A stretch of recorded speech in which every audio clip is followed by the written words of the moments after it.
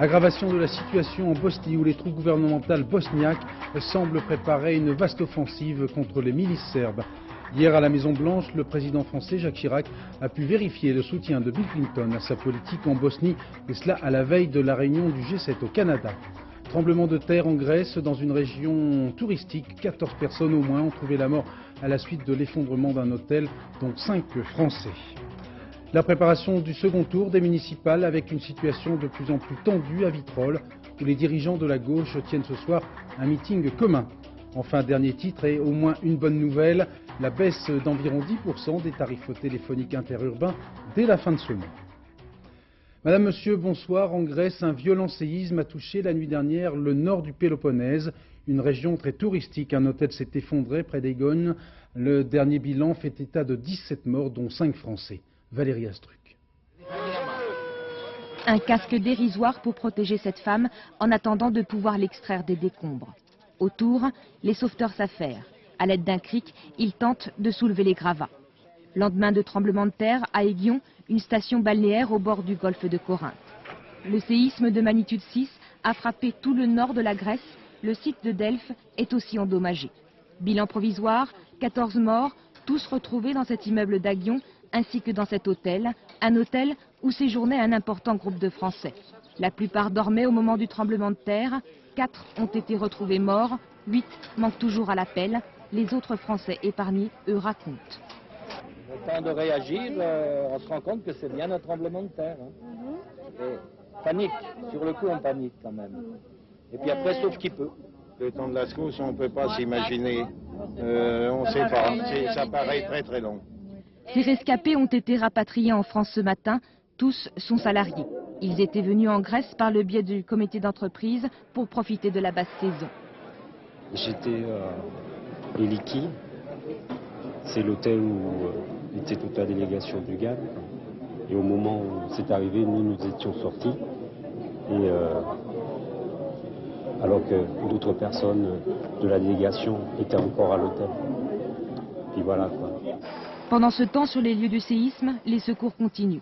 15 sauveteurs français ainsi qu'une équipe suisse sont venus en renfort, car des centaines d'habitations sont endommagées et plus de 20 personnes sont encore portées disparues.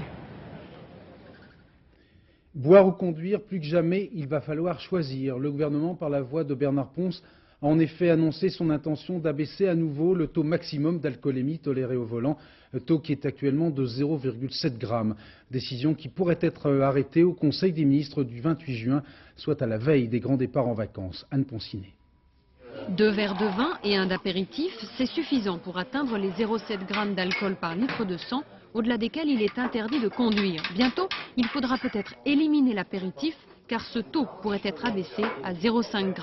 Aujourd'hui, au-dessus de 0,8, c'est un délit. Entre 0,7 et 0,8, c'est une contravention.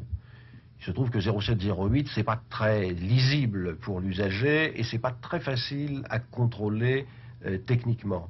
Donc l'évolution pourrait être d'élargir la zone de la contravention, par exemple entre 0,5 et 0,8, tout en conservant le délit au-dessus de 0,8.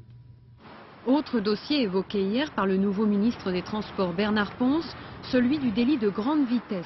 C'était un projet de loi du gouvernement Balladur. Il prévoyait de punir plus sévèrement les auteurs de très gros excès de vitesse, 190 sur autoroute au lieu de 130 par exemple. Ce projet serait aujourd'hui abandonné. Pour les associations de défense des victimes d'accidents de la route, c'est un manque de cohérence politique. Au niveau de notre association, que va-t-on dire à ces familles que nous accueillons? Jusqu'à maintenant, on leur disait, il y a un problème, il est grave, il est monstrueux, il y a des familles brisées tous les jours, mais il y a des lois, il y a une prise de conscience au niveau de ceux qui nous gouvernent. Et on va leur dire quoi demain quand elles vont nous arriver? Bernard Pons estime qu'il est préférable de mieux appliquer les textes existants plutôt qu'en créer de nouveaux. Pour l'heure, ces dossiers sont à l'étude. Les décisions ne devraient être connues que fin juin. Le dicton du jour, à la Sainte-Germaine, les correcteurs se montreront-ils amènes? C'est en tout cas ce qu'espèrent tous les futurs bacheliers qui planchaient à nouveau aujourd'hui. La spécialité très renforcée pour ce bac millésime 95. Au menu du jour, les maths. Reportage au lycée de Digne, Alban Mikosi, Dominique Merlin. Soit A, le point d'abscisse mu. T de U est-elle donc tangente à la courbe TO au point A et à la tangente à la courbe C au point B d'abscisse E? si la seule lecture de ce sujet vous donne mal à la tête, l'épreuve de maths au bac, c'est pas pour vous. D'ailleurs, Cyril, qui a planché là-dessus pendant 4 heures, n'était pas très content à la sortie. On pense tous que c'était trop dur et trop long.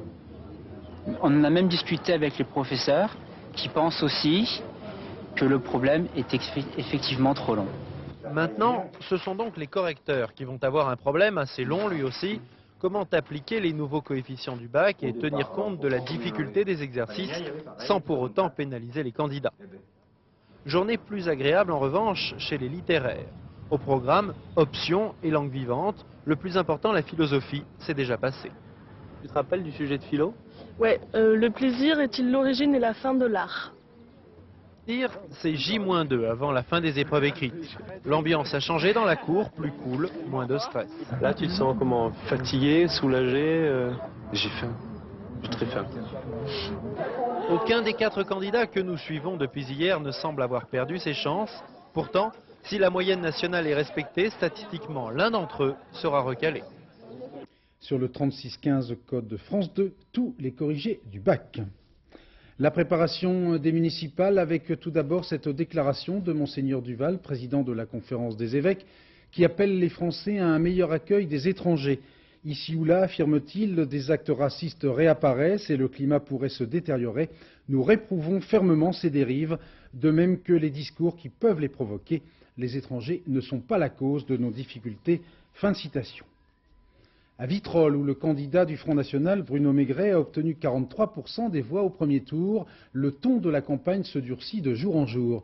Dernière déclaration en date, celle de Bernard Kouchner, qui se dit sûr que les électeurs vont se ressaisir et que la haine ne gagnera pas à Vitrolles. Les principaux dirigeants des partis de gauche tenaient cet après-midi un meeting commun. Reportage Valérie Fourniou et Patrick Deschmaker. Bruno Maigret confiant mais discret malgré ses 43% au premier tour. Il y a des problèmes, mais c'est pas ça qui m'empêche de sortir. Il évite la foule depuis 2 jours, suite à des incidents sur son passage, et les militants des candidats de droite et de gauche tentent de gagner du terrain, de faire barrage au Front National comme ils disent, entre polémiques et disputes. Vous croyez qu'à Vitrolles, nous avons des 43% de nazis? Absolument. C'est à cause de sa campagne haineuse. C'est à cause de ça qu'il a fait 43%. Personnellement, moi je ne pourrais pas vivre dans une ville fasciste.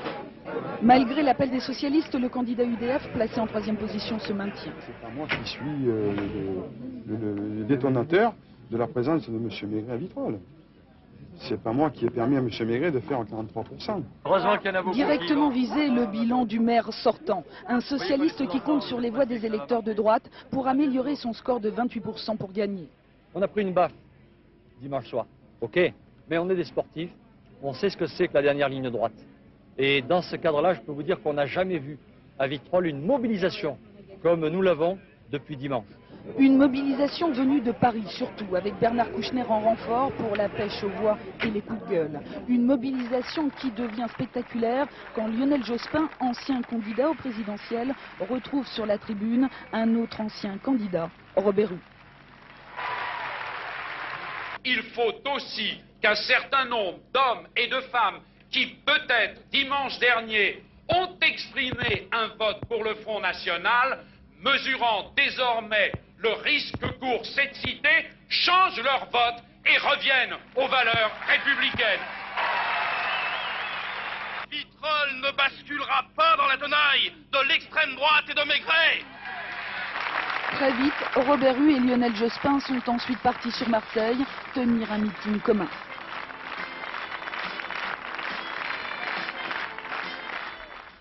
Nous retrouvons en direct de Vitrolles Benoît Duquesne. Benoît, Vitrolles semble devenir la ville symbole de ces municipales 95, avec, on vient de le voir, une très forte mobilisation à gauche au sommet. Absolument, et puis une image symbolique, celle d'un ancien candidat du PC et d'un ancien candidat du Parti Socialiste qui se retrouvent ensemble sur une même estrade ici à Vitrolles. Une rencontre de ce type-là, on peut dire que ça ne s'était pas vu depuis quasiment une dizaine d'années. Elle devait avoir lieu ce soir à Marseille, elle a lieu un peu plus tôt à Vitrolles compte tenu des événements. La mobilisation est aussi symbolique et forte compte tenu des propos de Lionel Jospin, qui a eu des propos très très durs, très très fermes à l'égard du Front National, en disant par exemple que si le Front National l'emportait ici à Vitrolles, eh bien ce n'était pas un avenir d'ordre, mais de confrontation et de violence qui s'ouvrait pour la ville. Des propos donc très fermes de la part de M. Jospin. Le tout est maintenant de savoir comment la ville elle-même va réagir à cette mobilisation, comment elle va s'accoutumer de faire l'objet d'autant d'attention de l'ensemble du monde politique et quelquefois parisien. Certains s'en irritent ici, après s'en être étonnés, et surtout parce que les raisons, disent-ils, du vote du Front National à Vitrolles sont bien plus complexes que ce qu'on dit à Paris. Ce qui est sûr, si vous voulez, c'est que la ville elle-même se mobilise, à droite, dans la droite modérée, et puis à gauche, on l'a vu dans ce reportage, et elle se mobilise un peu comme si elle ne comprenait pas ce qui lui était arrivé dimanche dernier. Ce qui est sûr aussi, c'est qu'il y a autour d'elle une mobilisation nationale, un peu comme si cette ville devenait, sinon une ville test, au moins une ville symbole. On se souvient ici, on n'a pas oublié que c'est ici que des couleurs d'affiches du Front National ont tué un jeune Comorien pendant les élections présidentielles. Merci. Autre ville du Sud où le Front National a remporté dimanche un réel succès, Toulon. Toulon où Jean-Marie Le Chevalier, avec 31% des voix, a gagné 8 points par rapport au score de Jean-Marie Le Pen au premier tour de la présidentielle, mettant ainsi en sérieuse difficulté le maire UDF sortant François Trucy. Reportage Marie-Pierre Farkas, Dominique Bonnet. C'est un rigolo, ils raconteraient que des histoires. Faut pas les croire, tous ces cons. Ils disent n'importe quoi. Ils s'imaginent encore d'hier, dimanche. Mais dimanche, ils ne sont pas, parce que les Toulonnais, c'est pas des gagas, c'est des gens intelligents. Stop.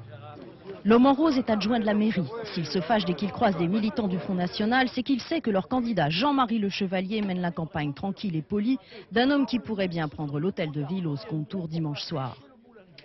Et nous n'avons que des gens honnêtes, et nous représentons les honnêtes gens de Toulon. Toulon, 13e ville de France, grand arsenal de la marine française. Patrick Gabriel Péry deviendrait alors le centre expérimental des thèses de Jean-Marie Le Pen. François Trucy, le maire sortant, ne veut pas porter cette responsabilité.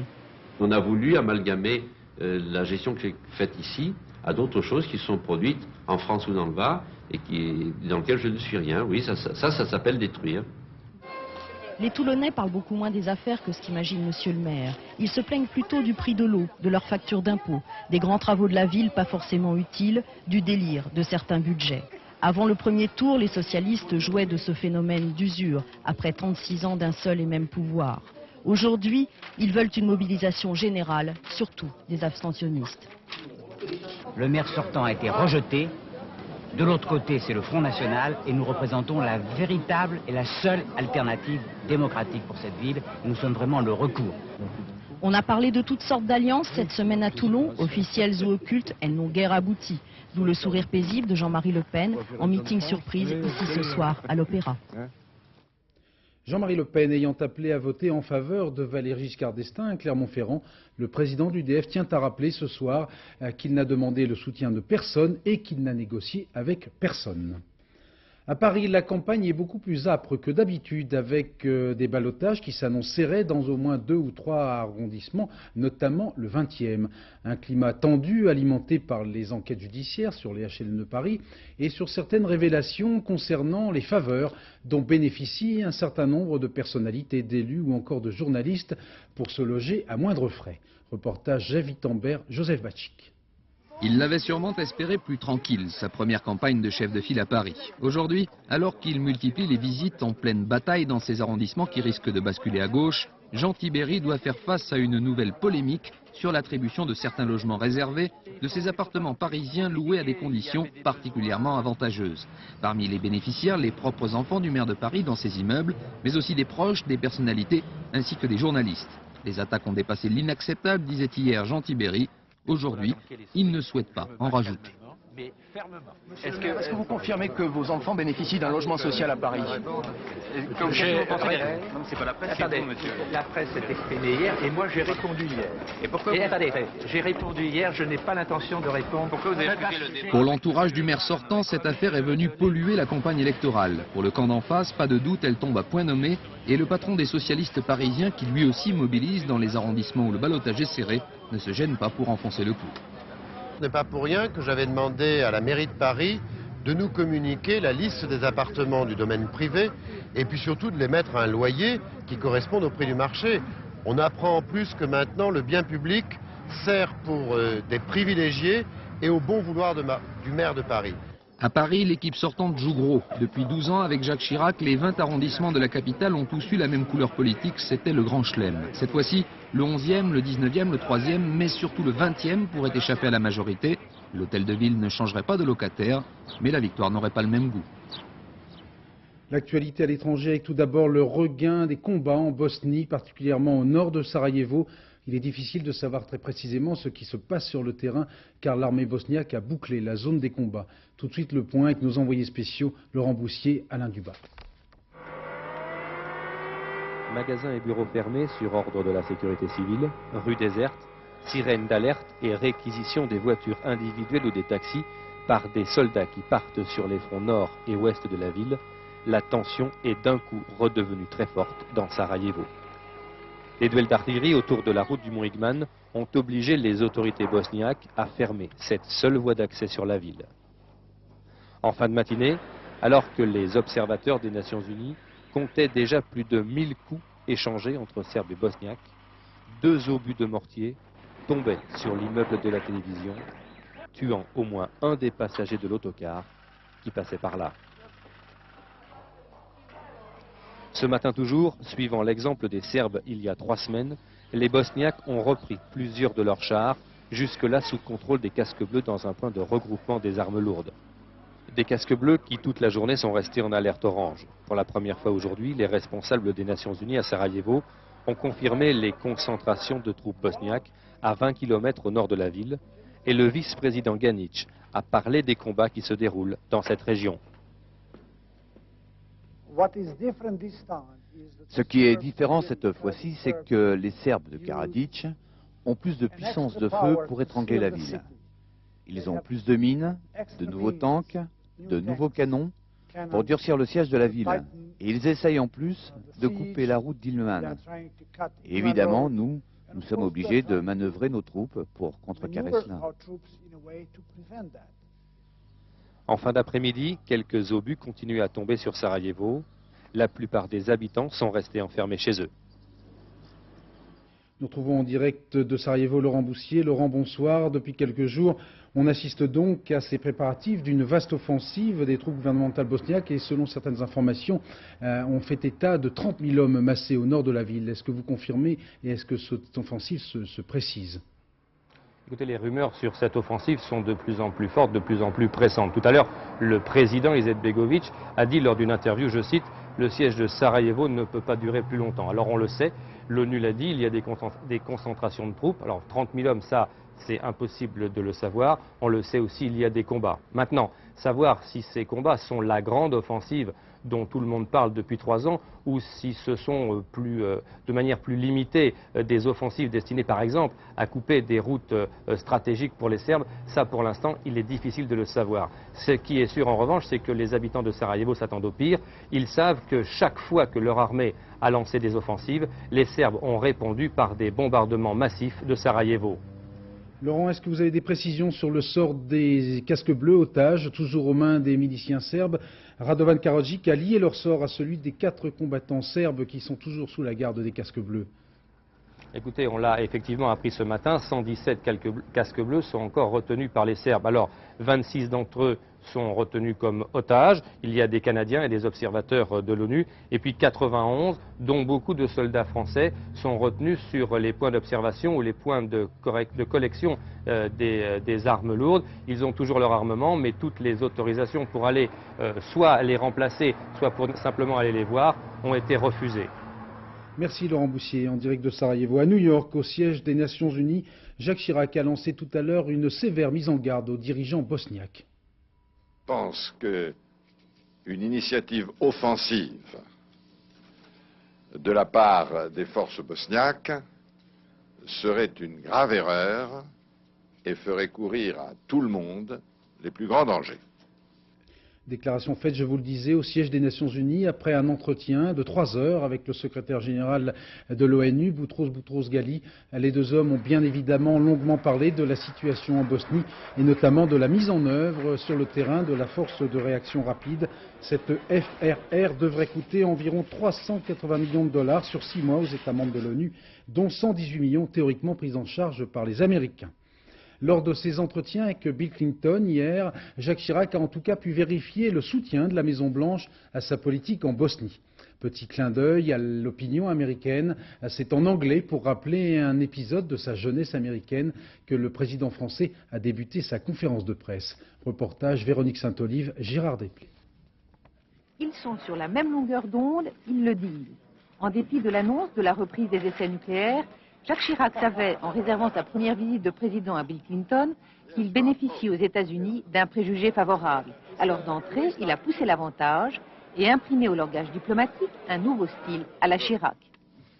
When I was working at the Soda Jerk in the Howard Johnson restaurant, I didn't... Il y a 40 ans, quand je travaillais comme serveur au restaurant Howard Johnson, je ne pensais pas qu'un jour je serais à la Maison-Blanche, à côté du président des États-Unis, pour une conférence de presse. Plus sérieusement sur le fond, le président Chirac a abordé au cours de ces 2 derniers jours tous les problèmes de sécurité, de défense, d'emploi et de lutte contre la criminalité. De son côté, Bernadette Chirac s'est rendue dans le quartier difficile de Baltimore. Une autre façon de discuter du chômage, une autre façon d'établir le dialogue. Avec ses cheveux, elle ressemble à ma grand-mère, s'exclame ce petit garçon. Une autre façon donc de comparer des problèmes semblables pour essayer de trouver des réponses communes. L'annonce par Jacques Chirac de la reprise des essais nucléaires n'a donc suscité ici absolument aucun tollé. L'entretien entre le président de la République française et le président des États-Unis a même duré beaucoup plus longtemps que prévu et Bill Clinton a d'ores et déjà invité Jacques Chirac pour une visite officielle cette fois dès le mois de novembre prochain. Jacques Chirac est attendu à Halifax au Canada dans la soirée pour le G7. En tout cas, cette étape américaine a montré que le nouveau président français avait reçu une réelle compréhension aussi bien sur le dossier bosniaque que sur celui de la reprise des essais nucléaires. À Halifax pour France 2, Philippe Arroir. Écoutez, alors qu'on attend l'arrivée du président Chirac ici à Halifax dans 2 heures, on peut dire que les choses sont plutôt bien passées pour lui dans son étape notamment de Washington. À Washington, donc, le problème de la reprise des essais nucléaires n'a jeté aucune ombre, visiblement, sur les rapports entre la France et les États-Unis. Et le ministre français des Affaires étrangères, M. de Charette, nous disait hier soir qu'il avait parlé avec bon nombre de ses collègues à travers le monde et qu'il avait l'impression que la décision française était finalement bien passée. Concernant maintenant la Bosnie, le président Chirac a bien défendu la position française, et vous la connaissez, qui est le renforcement de la force ONU, la création de la force de réaction rapide et puis l'accélération du processus diplomatique. Il a défendu non seulement devant le président Clinton, qui est plutôt convaincu, mais également devant les leaders du Congrès. Et ça, c'est très important, car le Congrès devrait pouvoir maintenant donner son feu vert obligatoire pour que les États-Unis acceptent officiellement la création de la force de réaction rapide. Mais de tous ces sujets, on en parlera, bien entendu, ici à Halifax, à partir de demain. Au Canada, le président français va donc retrouver ses homologues des pays les plus industrialisés. C'est la première participation de Jacques Chirac à ce G7. Reportage de notre envoyée spéciale Françoise Laborde. Halifax, à l'heure du sommet, c'est d'abord un peu de folklore. Au nom des citoyens de la ville, l'aboyeur public souhaite la bienvenue. La capitale de la Nouvelle-Écosse s'est fait une beauté pour accueillir les 7. La ville a été repeinte. 1500 volontaires se sont proposés pour les animations dans une atmosphère bon enfant, sans trop de faste. Le gros des dépenses, infrastructures notamment, a été financé par des sponsors, des commanditaires, comme on dit ici en français. Le français, voilà un des thèmes sur lequel le président est attendu. Il y a quelques mois, le candidat Chirac avait affirmé que la France serait aux côtés du Québec s'il votait oui au référendum sur sa souveraineté. De quoi raviver quelques souvenirs. M. Chirac a déjà laissé entendre certaines choses au sujet de ce qu'il pensait de l'avenir du Québec et de l'avenir du Canada. Et n'importe qui, à quelques mois d'un référendum au Québec, qui dit n'importe quoi, ne serait-ce que le mot Québec ou Canada dans la même phrase, surtout s'il est chef d'État et surtout s'il est français, on va décortiquer tout ce qu'il dit à la syllabe près. Jacques Chirac, très attendu aussi sur la décision française de reprendre des essais nucléaires dans le Pacifique. Une décision qui pourrait peser sur les discussions ici à Halifax, même si officiellement les 7 ont d'autres sujets de préoccupation, par exemple les désordres monétaires liés au dollar, la Bosnie bien sûr, ou encore le commerce international. En tout cas, c'est pour le président de la République française une entrée plutôt fracassante dans l'univers habituellement plus feutré du G7. Le président russe Boris Yeltsin, qui participe à ce G7, arrive au Canada quelque peu déstabilisé par une spectaculaire et meurtrière opération terroriste menée par les indépendantistes tchétchènes qui ont littéralement pris en otage une petite ville du Caucase. Récit Gilles Rabin. Parce que les Russes ont porté la guerre en Tchétchénie, les Tchétchènes auraient voulu porter la guerre en Russie. C'est du moins la version officielle que le Kremlin cherche à accréditer ce soir. Un Kremlin qui n'a pas pu cacher sa stupeur et son embarras, l'attaque en règle d'une ville tout entière et la prise en otage de ses 54 000 habitants pendant presque toute une nuit, c'est du jamais vu en Russie, qui pourtant en a vu d'autres. 40 morts, au moins 70 blessés, entre 300 et 1500 otages selon des sources officielles différentes, et ce n'est qu'un bilan tout à fait provisoire. Jamais vu non plus en Russie, pareille sauvagerie au cours d'une attaque, tir aux jugés sur des civils non armés, exécution sommaire dans la cour de l'hôpital des blessés. Le ministre de l'Intérieur russe, Viktor Yerine, dépêché sur place à la hâte, n'en revient pas. Alors qui et pourquoi le drapeau tchétchène trouvé sur place, vos signatures pour le Kremlin, ce sont, je cite, les criminels des bandes armées rebelles de Tchétchénie. Ce que leur chef démente, faisant valoir qu'ils ne sont plus militairement capables d'organiser de telles actions si loin de leur dernière base. Restent 2 hypothèses, celle d'une attaque par un gang de truands, Boudienovsk, c'est aussi la plus grande prison de droit commun au sud de la Russie, celle d'une provocation délibérée des services secrets russes pour justifier après coup la guerre en Tchétchénie, au moment où le président russe s'en va rejoindre à Halifax les chefs d'État des 7 pays les plus puissants du monde. En Allemagne, on a le respect de l'environnement et les pollueurs industriels sont extrêmement mal vus. La compagnie hollandaise Shell est en train d'en faire l'amère expérience. Ces stations-service sont en effet largement boycottées outre-Rhin. Tout cela parce qu'au nord de l'Écosse, soit très loin de l'Allemagne, les ingénieurs de Shell ont décidé de couler purement et simplement une plateforme pétrolière hors d'usage. Comme dirait notre correspondant Bruno Albin en Allemagne, c'est Shell que j'aime plus. En pleine nuit, 6 coups de feu tirés contre cette station-service Shell près de Francfort. Personne n'a été blessé, mais les policiers sont convaincus que cette affaire est liée à la campagne de boycott dont Shell fait l'objet en Allemagne depuis le début de la semaine. C'est la suite d'une action lancée par Greenpeace depuis que la compagnie pétrolière a décidé de remorquer et de saborder cette ancienne plateforme de forage dans l'Atlantique.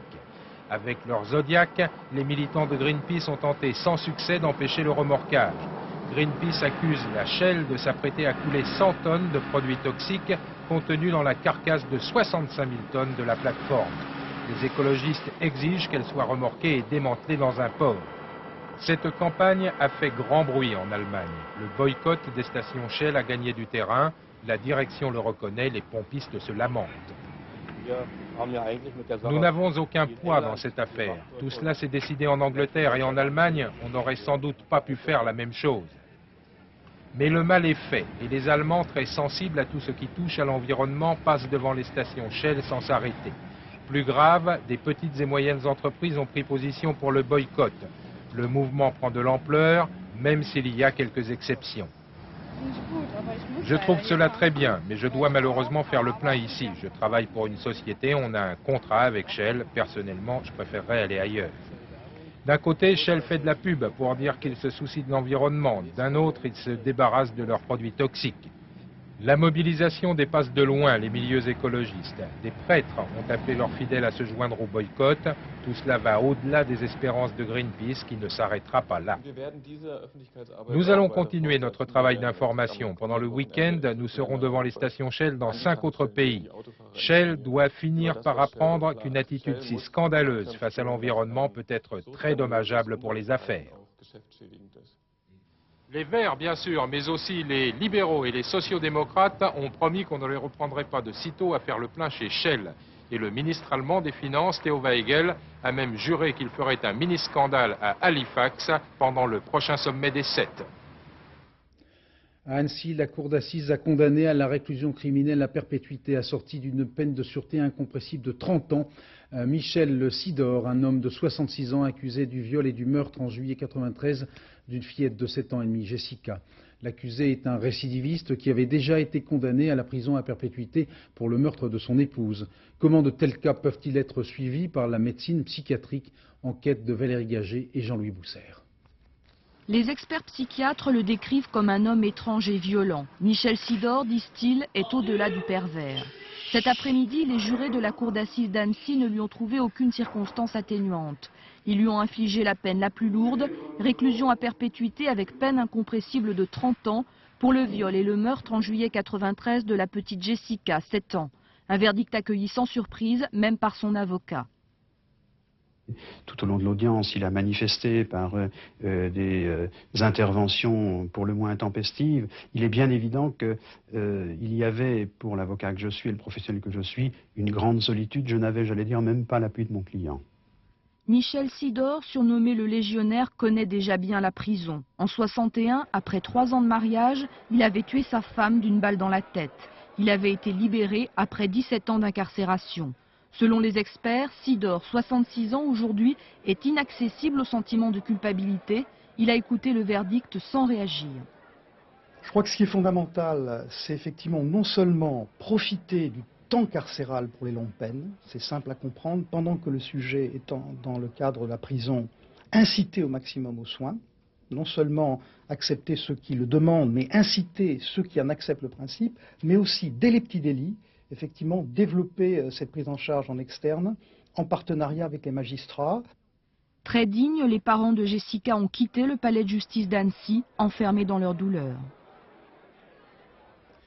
Bonne nouvelle pour la comtesse de Ségur et d'une manière générale pour celles et ceux qui goûtent au plaisir de la correspondance. La Poste ne procédera pas cette année à la hausse traditionnelle du timbre au mois de juillet. Autre bonne nouvelle, pour les bavards et les bavardes cette fois, les tarifs téléphoniques interurbains vont baisser d'un peu plus de 10% à la fin de ce mois. Elisabeth Esley a droit à 3 unités pour vous raconter tout ça. À bientôt, au revoir. Voilà, donc c'est l'exemple d'un de mes nombreux coups de fil quotidiens vers Bordeaux, puisque je suis provinciale et j'habite Paris, donc je téléphone beaucoup. Mes factures téléphone sont très élevées, donc la baisse des tarifs de France Télécom m'intéresse au plus haut point. Oui, puisqu'à partir du 29 juin, quand Nathalie appellera la province dans la journée, elle paiera sa communication 2,19 francs la minute au lieu de 2,43 francs. Une baisse de 10% pour les communications distantes de plus de 100 km. On va passer d'une unité toutes les 19 secondes à une unité toutes les 21 secondes, donc moins d'impulsion à l'arrivée. Au mois de mars, ce sont les tarifs internationaux qui avaient baissé. Décidément, mieux vaut avoir des amis lointains, car les communications locales, elles, ont augmenté l'année dernière. Mais France Télécom promet qu'on va en rester là. Pour les abonnements aussi, pas question d'augmentation. Et dans notre grande série, on n'arrête pas le progrès, à noter l'expérimentation pendant 1 an à Strasbourg du nouveau scooter électrique de Peugeot avant sa commercialisation à l'automne 96. Reportage José Blanc-Lapierre, Philippe Deslandes. Avec lui, fini les mains dans le cambouis, la fumée et les pétarades. Le scooter se met à la mode de l'écologie. Voici le 2 roues électrique. Bilan d'un premier test effectué ce matin. Confort et souplesse pour certains, manque de reprise pour d'autres. Sur les modèles qu'on connaît, on a plus l'habitude d'être nerveux, à s'amuser avec. Mais là, bon, faut être progressif, la vitesse vient petit à petit. 45 km/h maximum, sans permis de conduire. Pas de réservoir à essence, mais une prise qui se branche comme un sèche-cheveux. Comptez 2 heures pour recharger les batteries après une autonomie de 30 km. Coût de la facture d'électricité, 90 centimes. Apparemment, l'autonomie a l'air intéressante pour un déplacement professionnel dans la ville qui demande des étapes régulières. Si on peut simplement recharger sur une prise électrique positionnée dans un garage ou dans un hall, il n'y a pas de problème. Lutter contre le bruit et la pollution, c'est la vocation du scooter électrique. Son ambition, remplacer la seconde voiture. Son autre cible, le facteur et le dépanneur. Mais il vise aussi le livreur dont les villes ne peuvent plus se passer. Son prix, à peu près le même que celui d'un scooter normal. Mais attention, sans les batteries, celle-ci trop chère encore, environ 6 000 francs, pourrait être proposée à la location. Vroom vroom toujours, mais beaucoup moins silencieux avec les 63e 24 heures du Mans, dont le départ sera donné samedi à 16h. Vous saurez tout sur cette épreuve grâce à France 2. Une fois de plus, les rois du volant seront au rendez-vous de cette course mythique. Sur place pour France 2, Laurent-Frédéric Bollet et Jean Cornu. Et cela fait 63 éditions que ça dure. 48 équipages seront au départ samedi pour 24 heures d'endurance. Avec le Grand Prix de Monaco et Indianapolis, c'est la course automobile la plus célèbre du monde. Cette année, c'est le renouveau au Mans. Record d'engagés, nouvelle réglementation, les pilotes ne veulent pas manquer le rendez-vous. René Arnoux est ainsi de retour. À 46 ans, le Grenoblois retrouve Ferrari, l'écurie au cheval cabré, un double événement. Je crois que ça a été un chaleureux accueil que j'ai reçu. Et puis d'être retourné sur le petit cheval, tout le monde le voit d'un bon côté. Un petit cheval pour Ferrari et plusieurs centaines sous le capot des Courages, l'écurie française favorite pour la victoire. À 52 ans, Henri Pescarolo rempile. Il a déjà gagné le Mans 4 fois, une présence immanquable. En général, dans toute ma vie, ce qui me motive, c'est la passion. Et la passion est d'autant plus forte qu'on a du bon matériel. Donc c'est pour ça que pour la 29e fois, je reviens au Mans. Et ce qui est exceptionnel, c'est avec du matériel pour gagner. Ça me fait très plaisir. Pescarolo le vieux, associé pourtant à des jeunes, Éric Bernard et Franck Lagorce, première et deuxième participation seulement. Le Mans, ça dure 24 heures, mais d'habitude, on s'en souvient toute une vie. Avant de vous souhaiter une excellente soirée, je vous propose de retrouver Marlon Brando et le séduisant Johnny Depp, les deux interprètes avec Faye Dunaway de Don Juan de Marco, un film américain qui raconte la rencontre entre un psychiatre et un jeune schizophrène suicidaire. Le malade qui se prend pour Don Juan va entraîner peu à peu son psy dans un monde merveilleux et imaginaire. Reportage Nicole Cornu-Langlois. Ce Johnny-là n'en finit pas de nous surprendre. Il vient de séduire le Festival de Cannes avec 2 brillantes interprétations dans Ed Wood et ensuite dans Dead Man. Et voici qu'il revient en Don Juan avec une version moderne du célèbre mythe. Encore une métamorphose, encore un masque. Je pense que les gens doivent porter des masques, qu'un acteur porte un masque. C'est vrai, très vrai, chaque rôle a un masque différent. Et je pense que dans la vie, c'est bien de porter un masque. Tu as l'intention de porter ce masque durant toute notre vie? J'ai juré de ne jamais l'enlever. Depuis la tragédie du meurtre de son père, ce jeune homme se prend pour la réincarnation de Don Juan et se balade entre les situations les plus conventionnelles et les délires surréalistes. Est-il sage? Est-il fou? Allez, mon vieux, c'est l'heure du psy. Qui êtes-vous? Ton nouvel infirmier, Monsieur Compton, mais tu peux m'appeler Rocco Casanova. Je ne suis pas Casanova. Je suis Don Juan. Oui, bien sûr, amène-toi. C'est plutôt ambigu. Est-ce la réalité? Est-ce une fantaisie? Mais pour lui, c'est une réalité d'être Don Juan, depuis que sa vie a été brisée. Le psychiatre, un acteur qui se moque de sa légende. Docteur, Don Juan. Bonjour, Rocco. Merci. Bien, vous allez vous régaler aujourd'hui. Là, il y a ses mamelons, et là, son pubis. Son amant embrasse le contour de ses fesses. Entre ces deux acteurs, la jubilation de jouer ensemble. Si nous parlions d'autre chose maintenant. Beaucoup de gens disent que Marlon Brando ne travaille pas, ne fait pas ce qu'un acteur doit faire. C'est totalement faux. Il travaille beaucoup et il est très impliqué. Il est très présent. Et visiblement, il a l'air de s'amuser, Marlon, en compagnie de Faye Dunaway, un couple en état de grâce qui se réinvente une passion sous l'influence de Don Juan. Une comédie magique sur l'art d'aimer, un vrai régal. Voilà, pour être tout à fait complet, cette toute dernière information qui n'a strictement rien à voir avec ce qui précédait. Le cardinal Lustiger a été élu à l'Académie française cet après-midi au fauteuil du cardinal de Courtrai. 20h50 de notre magazine du jeudi, envoyé spécial avec ce soir notamment un reportage plutôt inquiétant sur les problèmes posés par les prothèses mammaires siliconées. Bonne fête à Guy Bedeau, 61 ans, à Claude Brasseur, 59 ans, à Johnny Hallyday, 52 ans, et à Brigitte Fossé. Dernier journal, Patrice Romden, vers minuit 30. Dans un instant, la météo, Nathalie Réoué, le thermomètre va enfin remonter, et le point route de Valérie Maurice. Excellente soirée, merci, à demain.